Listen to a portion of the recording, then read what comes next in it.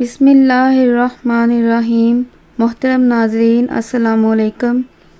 حضرت موسیٰ علیہ السلام نے ایک دفعہ اللہ تعالیٰ سے پوچھا کہ جنت میں میرے ساتھ کون ہوگا؟ ارشاد ہوا فلاں قصاب ہوگا۔ آپ کچھ حیران ہوئے اور اس قصاب کی تلاش میں چل پڑے۔ وہاں دیکھا تو ایک قصاب ایک دکان میں گوشت بیچنے میں مصروف تھا۔ اپنے کاروبار کو ختم کر کے اس نے گوشت کا ایک ٹکڑا اپنے کپڑے میں لپیٹا اور گھر کی طرف روانہ ہو گیا۔ حضرت موسیٰ علیہ السلام نے اس قصائی کے گھر کے بارے میں مزید کچھ جاننے کے لیے بطور مہمان گھر چلنے کی اجازت چاہی۔ گھر پہنچ کر قصائی نے گوشت کو پکایا، پھر روٹی پکا کر اس کے کچھ ٹکڑے شوربے میں نرم کیے اور دوسرے کمرے میں چلا گیا، جہاں ایک نہایت کمزور بڑھیا پلنگ پر لیٹی ہوئی تھی۔ قصاب نے بمشکل اسے سہارا دے کر اٹھایا اور ایک ایک لقمہ اس کے منہ میں دیتا رہا۔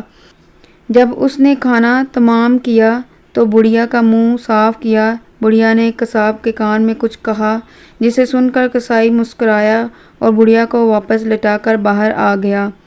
حضرت موسیٰ علیہ السلام جو یہ سب کچھ دیکھ رہے تھے، آپ نے قصاب سے پوچھا یہ عورت کون ہے اور اس نے تیرے کان میں کیا کہا جس پر تو مسکرا دیا؟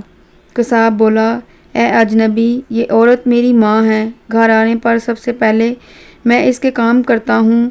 یہ روز خوش ہو کر مجھے دعا دیتی ہے کہ اللہ تعالیٰ تجھے جنت میں حضرت موسیٰ علیہ السلام کے ساتھ رکھے، جس پر میں مسکرا دیتا ہوں کہ بھلا میں کہاں اور موسیٰ کلیم اللہ کہاں۔